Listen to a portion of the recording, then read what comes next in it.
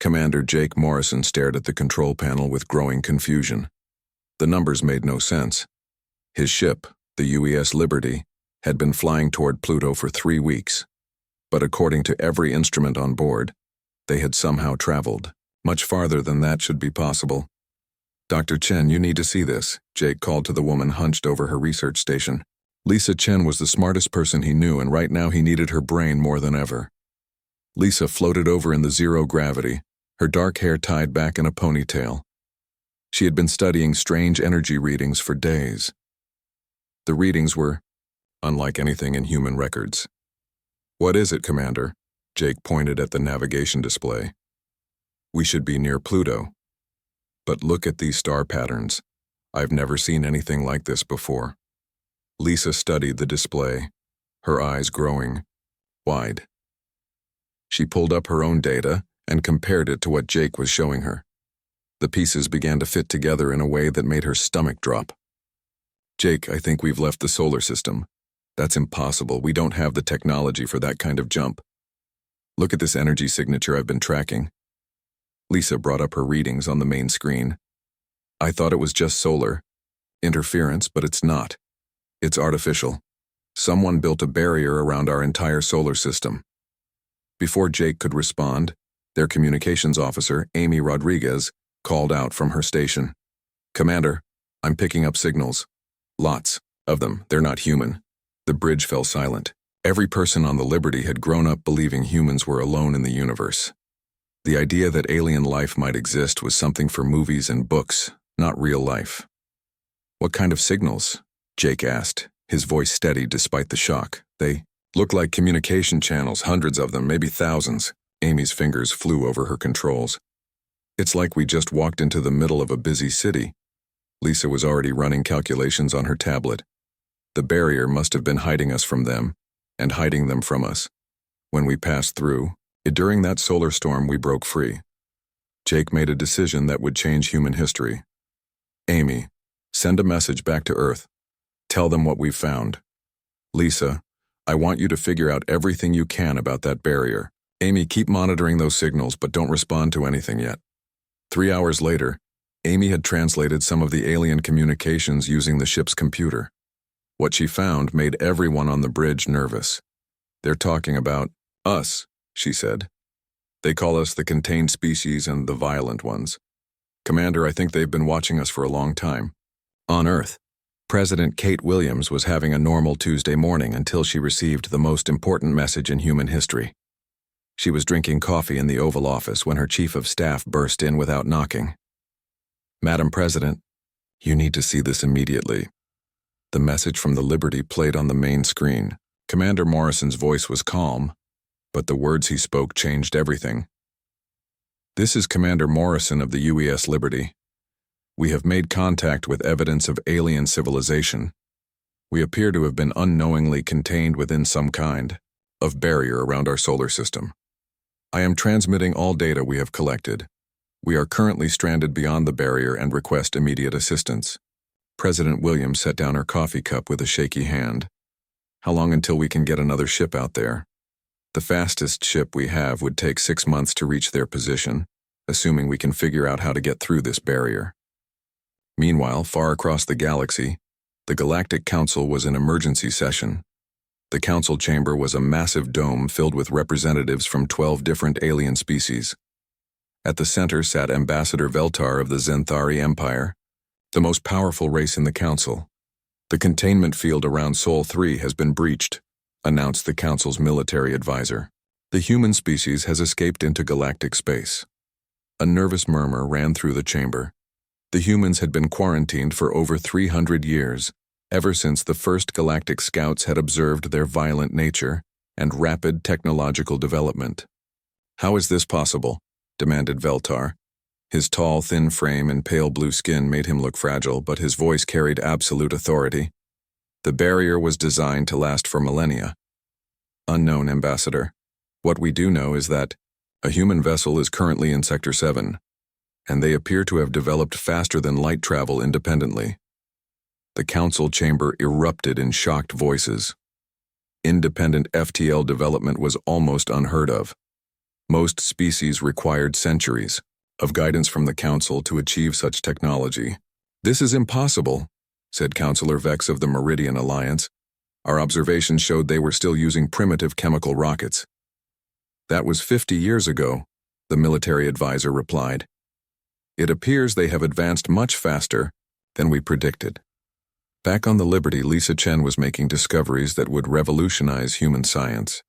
The alien technology she was studying was both incredibly advanced and strangely limited. "Jake, look at this," she called excitedly. "Their faster-than-light drive is completely different from ours. It's more efficient in some ways, but it's also much slower." "How is that possible?" "We developed quantum tunnel drives because we had to work within the barrier's interference. It forced us to find a different solution. Their technology is older, more established, but also more limited." Amy looked up from her communication station. "I'm intercepting more signals. It sounds like they're really worried about us. They keep talking about containment protocols and threat assessment." Jake felt a cold anger building in his chest. "They imprisoned us."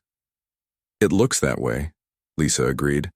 "For centuries, they've kept us locked in our own solar system like animals in a cage." "Commander," Amy said urgently, "I'm detecting ships approaching our position. 12 vessels, unknown configuration." Jake looked at his small crew. The Liberty was a science vessel, not a warship. They had no weapons beyond basic mining tools and construction equipment, but they were Americans, and Americans didn't back down from a fight. "Open a channel," he ordered. "Channel open, sir." Jake took a deep breath and spoke words that would echo through galactic history. "This is Commander Jake Morrison of the United Earthship Liberty, representing the people of Earth and all human colonies. We know you've been keeping us prisoner. We know you've been watching us. We're not asking for permission anymore. We're free and we're staying free." The alien response came quickly, translated by the ship's computer into English.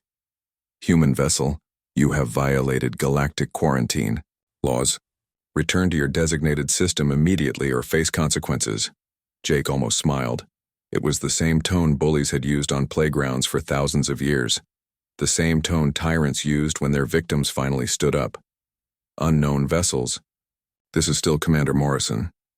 We didn't know about your laws because you never told us about them. You don't get to make rules for people without their consent. That's not how freedom works." The alien ships moved closer, but they didn't fire. Lisa realized they were probably as confused as the humans were. The aliens had expected to find primitives. Instead, they found people who could travel faster than light and weren't afraid to speak their minds. "Commander," Amy reported, "I'm getting signals from Earth. Admiral Blake is launching the Constitution with a full diplomatic team. ETA is 72 hours. Jake nodded. "Good. It's time the galaxy met humanity properly." As the Liberty waited in space, surrounded by alien ships but not backing down, Jake Morrison realized they had just started something that would change everything. Humans had arrived late to the galactic community, but they had arrived on their own terms. The age of human expansion was about to begin. 3 months had passed since Commander Morrison's message changed everything. The UES Constitution floated in the neutral space between human and alien territory, looking like nothing the galaxy had ever seen before. Admiral Susan Blake stood on the bridge, watching alien ships approach through the view screen. "They're bigger than our intel suggested," said Colonel Danny Murphy, her security chief. The Irish-American had been handpicked for this mission because he knew how to stay calm under pressure. "Size doesn't always matter, Colonel," Admiral Blake replied. She had learned that lesson flying fighters over the Pacific 20 years ago. "Dr. Williams, what do we know about their diplomatic customs?" Dr. Pete Williams looked up from his tablet, where he had been studying intercepted alien communications for weeks. "They're very formal, very hierarchical. They expect deference from younger species. They're going to be shocked when we don't bow and scrape." Major Kelly Turner, the Constitution's pilot, grinned from her station. "Good. I never was much for bowing." The alien delegation arrived in a ship that looked like a floating palace. It was 10 times the size of the Constitution, covered in gold and silver decorations that probably cost more than most planets were worth. Admiral Blake had to admit it was impressive, but she had seen enough fancy uniforms in her career to know that pretty decorations didn't make better soldiers. The meeting took place aboard Way Station Alpha, a neutral trading post that had been hastily prepared for the occasion. The main conference room was huge, with a table that could seat 50 beings. The aliens clearly expected to overwhelm the humans with their numbers and grandeur. Ambassador Veltar entered first, flanked by 11 other alien representatives. He was tall and thin, with pale blue skin and eyes that seemed to look right through people. His robes were covered in symbols that probably meant something important to his people. Admiral Blake entered with just 4 people: Colonel Murphy, Dr. Williams, Major Turner, and a communications specialist named Tech Sergeant Roy Kim. The aliens looked surprised by the small group. "I am Ambassador Veltar of the Zenthari Empire, speaker for the Galactic Council," the alien began. His voice was translated by sophisticated computers into perfect English. "We welcome the human species to galactic civilization." Admiral Blake remained standing while the aliens took their seats. It was a small gesture, but it sent a clear message about who was in charge of the human delegation. "I'm Admiral Susan Blake, representing Earth and all human colonies. We appreciate the welcome, but we need to discuss some things first." Veltar's expression showed confusion. In his experience, new species were grateful just to be acknowledged by the Council. They certainly didn't make demands. "The Galactic Council has prepared a membership package for your species," Veltar continued, gesturing to an aide who produced a thick document. "Junior membership includes colonization rights to 12 suitable worlds in Sector 9, trade agreements with approved species, and gradual integration into galactic society." Dr. Williams translated quickly for Admiral Blake. Sector 9 was on the outer rim of the galaxy, far from any important trade routes. The 12 worlds were mostly barren rocks with barely breathable atmospheres. The trade agreements were heavily restricted and would keep humans dependent on alien technology for generations. "That's very generous," Admiral Blake said with a smile that didn't reach her eyes. "But we have some questions first, like why you kept us locked up for 300 years without ever telling us you existed." The alien delegation shifted uncomfortably. Several of them exchanged glances that clearly said they hadn't expected this conversation. "The containment protocols were implemented for the safety of all galactic species," Veltar replied smoothly. "Early observations indicated that humans were aggressive and unpredictable. The quarantine allowed your species to mature." Colonel Murphy stepped forward slightly. "Mature? We built colonies on 6 worlds, developed faster-than-light travel, and created AI systems that you people apparently still don't understand. What exactly did we need to mature from?" "Your species has a documented history of violence," said Counselor Resch of the Draconi Federation. She looked like a cross between a lizard and a bird, with scales that changed color when she spoke. "Wars, conflicts, territorial disputes. Such behavior cannot be tolerated in civilized space." Major Turner laughed out loud. "Lady, your own history files show the Zenthari Empire conquered half their sector through military force. The Draconi Federation has been fighting border wars for 2,000 years. Don't lecture us about violence." The aliens looked shocked. Young species weren't supposed to have access to that kind of historical information. Admiral Blake leaned forward, placing her hands on the table. "Here's the thing, Ambassador. We've been listening to your communications for months. We know about your wars, your territorial disputes, your trade conflicts. We know the Meridian Alliance tried to overthrow the Council 60 years ago. We know the Vorthan Republic has been building illegal weapons platforms in neutral space." The conference room fell silent. Dr. Williams had briefed Admiral Blake well.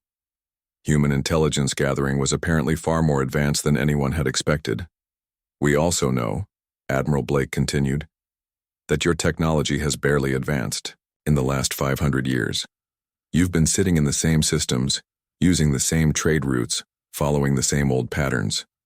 Meanwhile, we developed quantum tunnel drives, adaptive AI, and molecular assembly systems, all while locked in a box." Veltar tried to regain control of the conversation. "Nevertheless, the Council's authority in galactic affairs is well established. All species must accept Council oversight to maintain order and stability." "Says who?" Admiral Blake asked. "Did someone elect you?" Did the people of all these worlds vote to give you authority over their lives? The question seemed to confuse the aliens. The concept of democratic governance was apparently foreign to them. The Council has maintained galactic peace for over 2 millennia, Veltar replied. You've maintained galactic stagnation, Colonel Murphy corrected. Peace isn't the same thing as progress. Dr. Williams spoke up for the first time. Admiral, if I may, their entire system is based on species-level thinking. They don't see individuals, they see populations to be managed. The idea that people might have rights independent of their species' government is completely alien to them. Admiral Blake nodded. That explained a lot about their approach. Well, gentlemen, ladies, and others, she said, addressing the entire alien delegation. Let me explain how this is going to work. Humans believe in individual liberty and self-determination. We don't accept authority that we didn't choose. We don't follow laws we didn't help make. And we sure as hell don't stay in cages built by people who were too cowardly to introduce themselves. The aliens were clearly struggling with this concept. In their world, powerful species dominated weaker ones. The idea that a newly discovered species would reject their authority was unprecedented. You are in violation of established galactic law, Veltar said, his voice rising slightly. Your laws don't apply to us because we never agreed to them, Admiral Blake replied calmly. Here's our counteroffer. We want full recognition as a sovereign species. We want reparations for 3 centuries of unlawful imprisonment. We want open access to all public areas of galactic space. And we want a formal apology. Several aliens started talking at once, but Veltar silenced them with a gesture. This is unacceptable. The Council cannot allow such precedent. If other species believed they could simply reject Council authority, they'd be free, Major Turner finished. Yeah, that's the idea. Veltar stood up, his tall frame towering over the table. The human delegation will reconsider this position. The alternative is continued isolation. Admiral Blake also stood, and despite being shorter than the alien ambassador, somehow seemed to dominate the room. Ambassador, let me make something very clear. We're not asking for permission. We're informing you of our intentions. Human ships are already exploring beyond your quarantine zone. Human colonies are already being established in unclaimed systems. We're not going back in the box. This will not be tolerated. Then don't tolerate it, Admiral Blake said with a shrug. But understand this. We didn't come here to ask for your approval. We came here to tell you how things are going to be from now on. The galaxy just got a lot more interesting. As the human delegation prepared to leave, Dr. Williams noticed something important. Several of the alien representatives were watching them with what looked like admiration rather than anger. The galaxy, it seemed, had been waiting for someone to stand up to the Council. The meeting ended with no agreement, but Admiral Blake wasn't worried. Americans had never been good at following other people's rules anyway. It was time the galaxy learned what freedom looked like. 6 months after the failed diplomatic meeting, General Sam Rodriguez stood in the command center of New Houston Station, watching the biggest expansion in galactic history unfold on dozens of screens around him. Each screen showed a different human colony ship arriving at a new star system, claiming worlds that had sat empty for thousands of years, while the aliens argued about proper procedures. 15 more colonies established this week, reported Captain Beth Harrison from her flagship, the New Angeles. The Kepler sector is officially ours, and we've got first settlements going up in the Vega region. General Rodriguez smiled. Beth, Harrison had been a corporate executive before the expansion began, and she understood how to move fast and get things done. While the aliens spent months debating whether to send a survey team to assist them, Beth's people had already built cities. There, any problems with the locals? Rodriguez asked. Just the opposite. We've got 3 different alien species asking if they can set up shop in our territory. Apparently, they like our business practices better than the Council's regulations. That didn't surprise Rodriguez at all. Human colonies operated on simple principles: work hard, trade fair, and everyone gets ahead. It was a refreshing change from the Council's complicated bureaucracy, where you needed 17 permits just to sell vegetables. Chief Engineer Mike O'Brien called in from the terraforming project on New Eden, a planet that had been a frozen rock just 3 months ago. General, you're not going to believe this. The Krillian traders want to move their entire operation to our territory. They say they've made more profit in 3 months of dealing with us than they made in 3 years under council regulations. What's their story? Rodriguez asked. The council taxed them to death and controlled every aspect of their business. We just charge them rent for dock space and let them trade whatever they want with whoever they want. They're calling it economic freedom. Rodriguez laughed. Imagine that. Free enterprise actually works. On the other side of the galaxy, Ambassador Veltar was having the worst year of his very long life. The Galactic Council was in permanent emergency session as reports came in of human expansion that defied every law of civilized space. They've claimed 47 star systems in 6 months, reported the Council's military advisor, a nervous being named Clix, who hadn't slept properly since the humans escaped quarantine. At this rate, they'll control a quarter of the outer rim by year's end. How is this possible? Demanded Counselor Vex. It takes us decades to properly survey and colonize a single system. They don't survey, Clix replied miserably. They just arrive, scan for basic habitability, and start building. What takes us years of committee meetings, they accomplish in weeks of actual work. Veltar studied the strategic map with growing alarm. The human expansion wasn't random. They were specifically targeting systems that controlled major trade routes, creating a network of colonies that effectively cut the galaxy in half. Worse, they were doing it so fast that the Council couldn't mount any kind of coordinated response. And their technology? Veltar asked. Superior to ours in every practical way. Their ships are faster, their construction equipment is more efficient, and their communication systems are generations ahead of anything we have. Meanwhile, on the space station New Angeles, Captain Beth Harrison was hosting the biggest trade convention in galactic history. The station's main commerce deck buzzed with activity as beings from dozens of species conducted business with an energy that the galaxy hadn't seen in centuries. Ambassador John Parker, a former businessman who had become humanity's chief trade negotiator, watched the chaos with satisfaction. You know what I love about this? He said to Beth as they observed a heated negotiation between a Krillian trader and a Vorthan merchant. Nobody's asking permission. They're just making deals. It's beautiful, Beth agreed. Pure capitalism in action. The Krillian trader, a short being with gray skin and 6 arms, approached their observation deck. His name was Vix, and he had become the unofficial spokesman for alien traders who wanted to work with humans.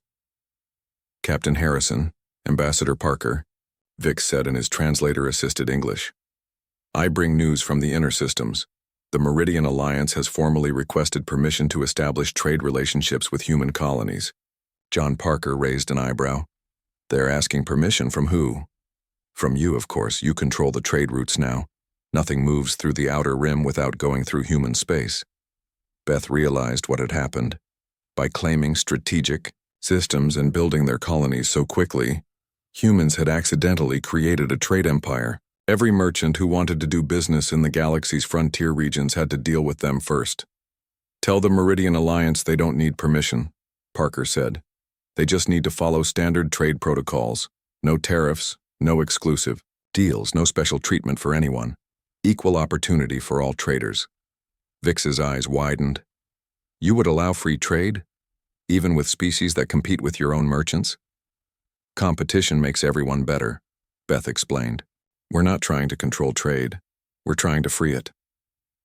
Back on Earth, President Kate Williams was reading reports that sounded too good to be true. Human colonies were not only thriving, they were becoming magnets for alien immigrants who wanted to escape the Council's rigid control systems. Ma'am, said her chief of staff, we've got over 2 million alien residents in human territory now. They're calling our colonies freedom worlds. Any problems with integration? Just the opposite. Turns out most intelligent species want the same basic things. Opportunity to work, freedom to trade, and a chance to make their own decisions. The alien immigrants are some of our most productive citizens. On New Eden, Chief Engineer Mike O'Brien was solving problems that had stumped alien scientists for generations. His latest project was turning a dead world into a garden paradise, using techniques that combined human innovation with alien knowledge. The trick, he explained to a group of alien engineers who had come to learn from him, is to think about what you want to accomplish, not what the regulations say you're supposed to do. The lead alien engineer, a tall being named Zeth from the Aquarian Collective, watched in amazement as O'Brien's machines transformed barren ground into fertile soil in a matter of hours. "This should take decades," Zeth said. "Our environmental protocols require extensive testing, impact studies, committee approvals. How long have your people been trying to terraform planets?" O'Brien asked. "Nearly 3,000 years. How many have you successfully completed?" 17. O'Brien gestured at the green fields spreading across New Eden's landscape. "We've done 12 in 6 months. Maybe it's time to try a different approach." The success of human terraforming projects was creating a refugee crisis throughout Council space. Millions of beings from overcrowded alien worlds were requesting permission to relocate to human colonies, where land was plentiful and opportunity was unlimited. General Rodriguez was coordinating the massive logistical challenge from his command center when he received an urgent message from Earth. President Williams herself appeared on his secure communication channel. "General, I need you to prepare for visitors. The Zenthari Empire has requested a formal meeting to discuss territorial boundaries. They want to negotiate? They want to surrender," the president replied. "They just don't know how to say it without losing face." Rodriguez understood. The humans had won without firing a shot. By offering freedom and opportunity instead of control and regulation, they had attracted the galaxy's best and brightest. Entire species were abandoning Council space to join the human expansion. "What are your orders, Madam President?" "Be generous. We didn't set out to conquer anyone. We just wanted to be free. If they're ready to try freedom for themselves, we should help them learn." As Rodriguez prepared for the meeting that would reshape galactic civilization, he reflected on how much had changed in just 6 short months. The humans had arrived late to the galactic community, but they had brought something the galaxy desperately needed: hope. The age of expansion was just beginning, and the galaxy would never be the same. 2 years after humanity broke free from their cage, the galaxy was on fire. Fleet Admiral Tony Garcia watched the tactical display from the bridge of the UES Constitution as Zenthari warships moved into attack formation. The aliens had finally decided that if they couldn't control the humans through politics, they would do it through force. 36 enemy ships approaching, Admiral," reported Lieutenant Colonel Sarah Mitchell from the tactical station. "They're broadcasting surrender demands on all frequencies."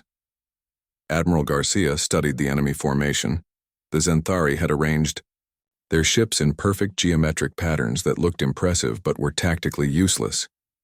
They fought like they governed, by ancient rules that nobody had challenged in thousands of years.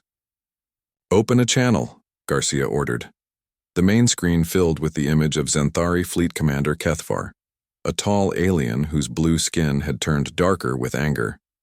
Behind him, Garcia could see dozens of other officers standing in rigid formation. "Human, Fleet, you will surrender immediately and return to your designated systems. Continued resistance will result in your destruction." Garcia almost felt sorry for them. The Zenthari had spent so long being the biggest fish in a small pond that they couldn't imagine anyone might be bigger. "Commander Kethvar, this is Fleet. Admiral Garcia of the Human Defense Fleet. You are in human space without permission. You have 30 seconds to withdraw, or we will consider your presence an act of war."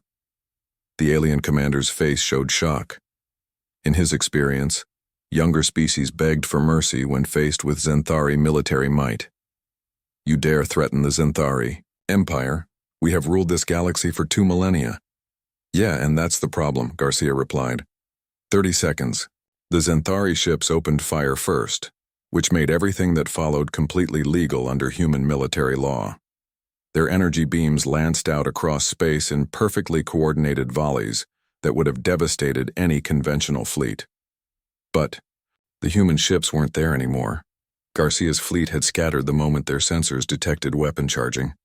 Instead of fighting in formation like the aliens expected, each human ship began moving independently, using their superior speed and maneuverability to turn the battle into a 3-dimensional maze. All ships Implement Thunder Run Protocol, Garcia ordered.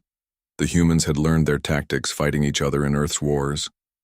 While aliens battled in predictable patterns, humans adapted constantly. The Xanthari found themselves chasing shadows as human ships appeared from unexpected angles, struck hard, and vanished before return fire could find them. The battle lasted 6 minutes. When it was over, 34 Xanthari ships were disabled, or destroyed. The human fleet hadn't lost a single vessel. Commander Kethavar's ship was one of the 2 survivors. Garcia hailed him again, watching as the alien's perfect composure crumbled. Still feeling confident about that surrender demand? Garcia asked. On the planet New Eden, Dr. Ray Thompson was fighting a different kind of war.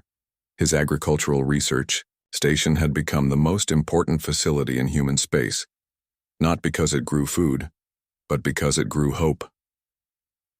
The grain shipment is ready for transport to the Aquarian colonies, reported his assistant, Jenny Martinez.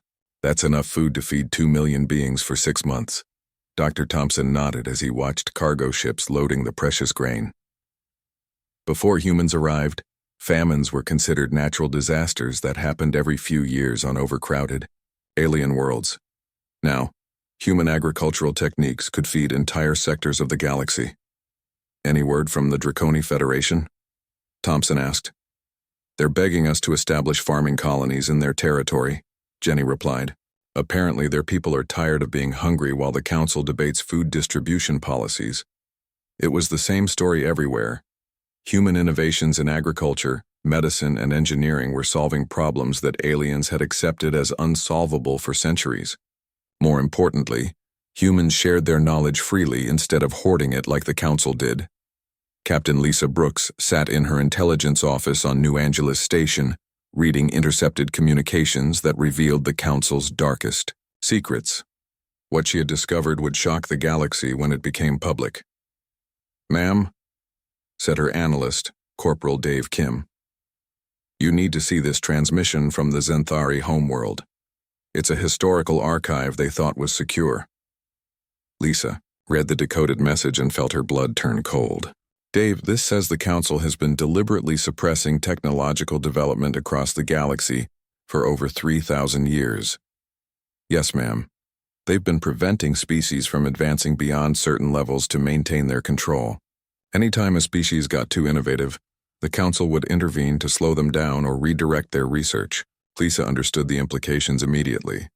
The Council hadn't just imprisoned humanity, they had kept the entire galaxy in chains.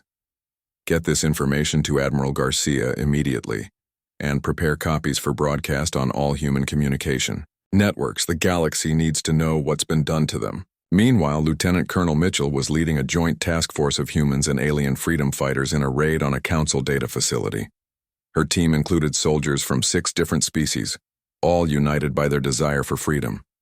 "Remember, we're here for the archives, not to destroy anything," Mitchell told her diverse team as their ships approached the target. "Information is our weapon." The facility was defended by automated systems that should have been impregnable, but Mitchell's team included a former Council technician named Plex, who knew all the security codes. "Defenses are down," reported Sergeant Carlos Ruiz as they moved through the facility corridors. "But we've got company coming. Council security forces ETA 10 minutes. "More than enough time," Mitchell replied. She led her team to the central computer core while Plex began downloading centuries of classified information. What they found was worse than anyone had imagined. The Council had records of dozens of species that had been eliminated or enslaved when they became too advanced.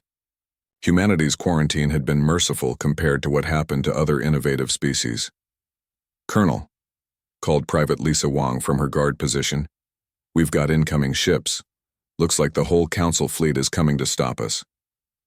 "How long do you need, Plex?" Mitchell asked. 2 more minutes to copy everything." "You've got it." Mitchell activated her communication system. "All teams, prepare for extraction under fire. We're about to make some very powerful enemies very angry." The raid succeeded, but the cost was high.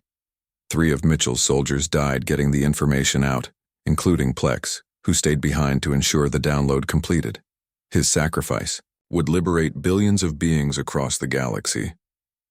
Back at the Battle of Kepler Station, Admiral Garcia was dealing with the aftermath of humanity's first major military victory. The Zenthari had retreated, but they left behind something unexpected. A message of surrender from several alien species who had been forced to fight alongside them. "Admiral," reported his communications officer, "we're receiving surrender requests from the Aquarian Collective, the Meridian Alliance, and 3 minor species. They say they were coerced into joining the attack and want to defect to human space."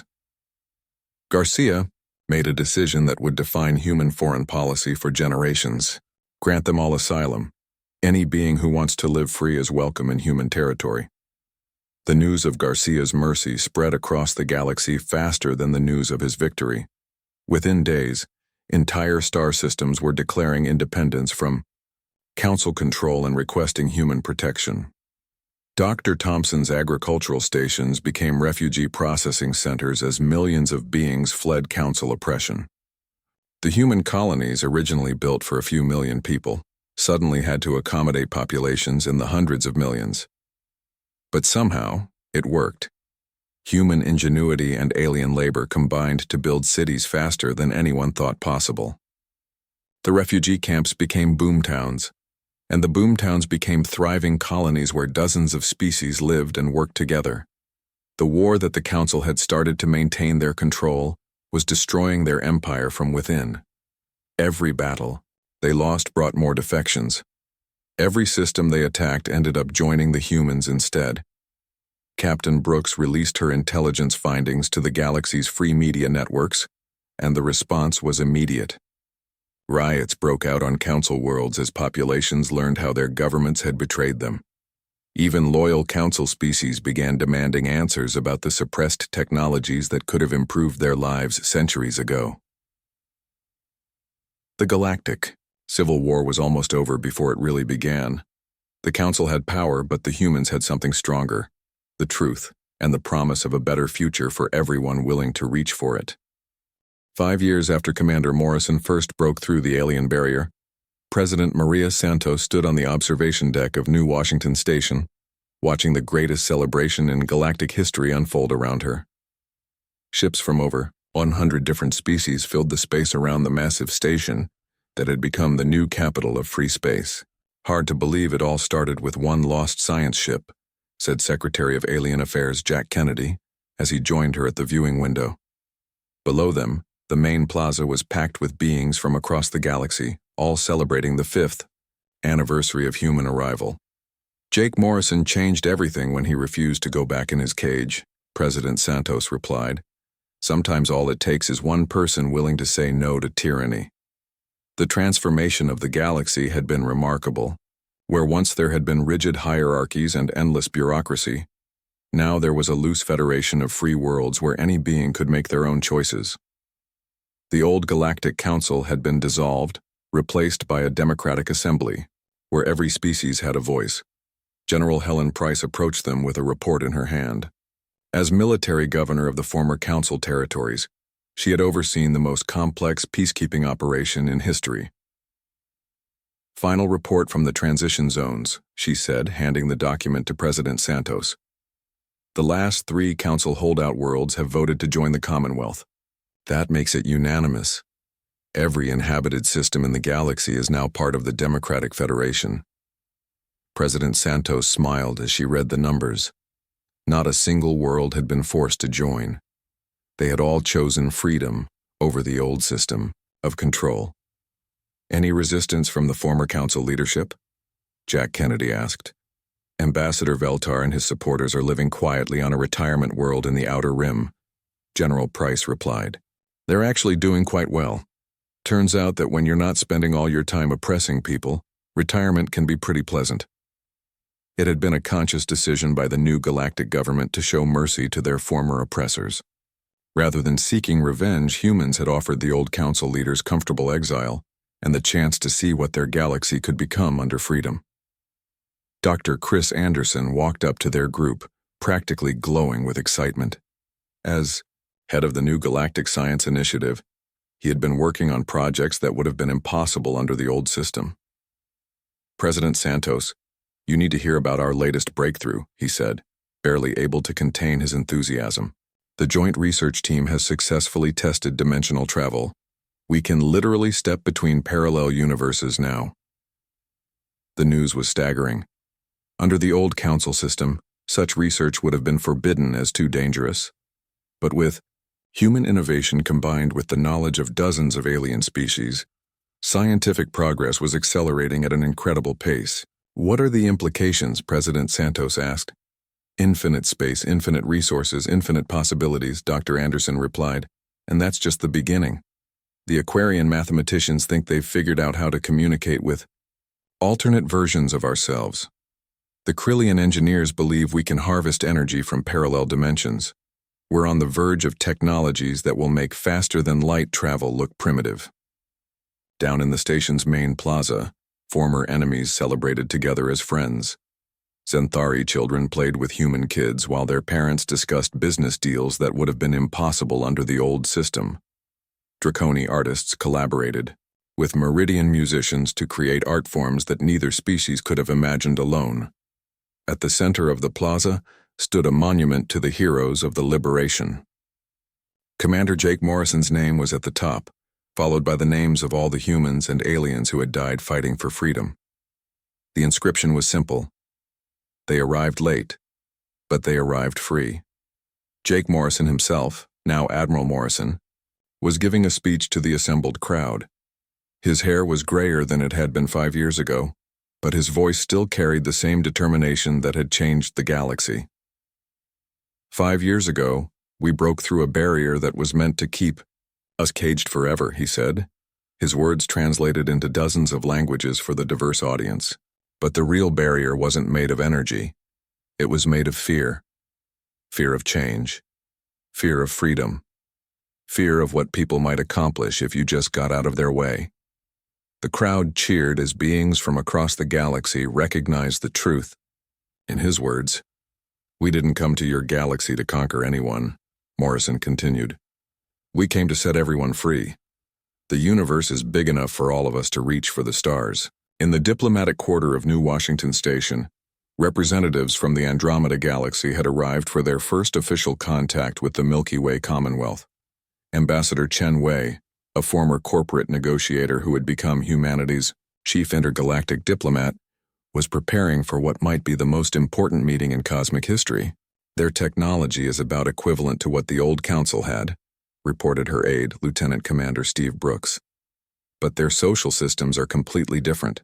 They apparently developed democratic government naturally without needing a revolution. Interesting, Ambassador Chen replied. They might be our first contact with a truly free galactic civilization. This could be the beginning of something incredible. The meeting took place in the station's largest conference room, but unlike the old council meetings, this one was broadcast live to every world in the Commonwealth. Transparency was one of the core principles of the new order. The Andromedan representative was a being that looked somewhat like a tall, elegant tree with crystalline bark and leaves that changed color with its emotions. Its name was translated as growing toward light, and it spoke through harmonic vibrations that human technology could barely translate. "We have observed your recent transformation with great interest," Growing Toward Light said. "In our galaxy, we have achieved harmony through slow consensus over millions of years. You have achieved the same result through rapid change in mere decades. We would like to learn from your experience." Ambassador Chen smiled. "We'd be happy to share everything we've learned.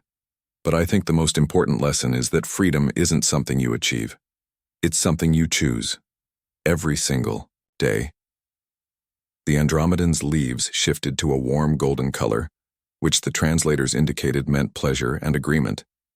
Meanwhile, in the scientific sectors of the station, Dr. Anderson was unveiling humanity's latest gift to the galaxy, the Universal Knowledge Network. Using quantum communication technology, every being in the Commonwealth could access the combined knowledge of all member species instantly. No more hoarding of information, Dr. Anderson explained to the assembled scientists. No more keeping discoveries secret to maintain political advantage. Everything we learn, we share. Everything we discover, we give freely to anyone who wants to use it. A young Krillian scientist raised one of her 6 hands. But what about competitive advantage? What about protecting valuable research? Dr. Anderson grinned. Competition makes everyone better. When we share knowledge freely, everyone gets smarter faster. That means more discoveries, more innovations, more solutions to problems we haven't even thought of yet. The network went online at the exact moment Admiral Morrison finished his speech in the plaza below. Suddenly, every being in the galaxy had access to the accumulated knowledge of 100 civilizations. Medical researchers on distant worlds could instantly access human agricultural techniques. Alien engineers could study Krillian manufacturing methods. Human artists could learn Draconi color theory. The effect was immediate and dramatic. Within hours, new discoveries were being made as researchers combined ideas that had never been connected before. Problems that had puzzled individual species for centuries were solved in minutes when other species contributed their unique perspectives. President Santos watched it all unfold from her observation deck, feeling a deep sense of satisfaction. Humanity had arrived late to the galactic community, but they had brought with them the most powerful force in the universe, the idea that all beings deserve to be free. "What's next?" Secretary Kennedy asked as they watched ships from the Andromeda Galaxy dock with the station. "Everything," President Santos replied. "We've got infinite universes to explore, infinite civilizations to meet, infinite problems to solve, and now we've got the tools and the freedom to do it all." As the celebration continued into the galactic night, the first interdimensional exploration ship prepared for launch. Its crew included humans, former council species, and now representatives from Andromeda. Together they would step into parallel universes and spread the message of freedom to whatever civilizations they found among the infinite stars. The age of human expansion had become the age of universal liberation, and it was just beginning.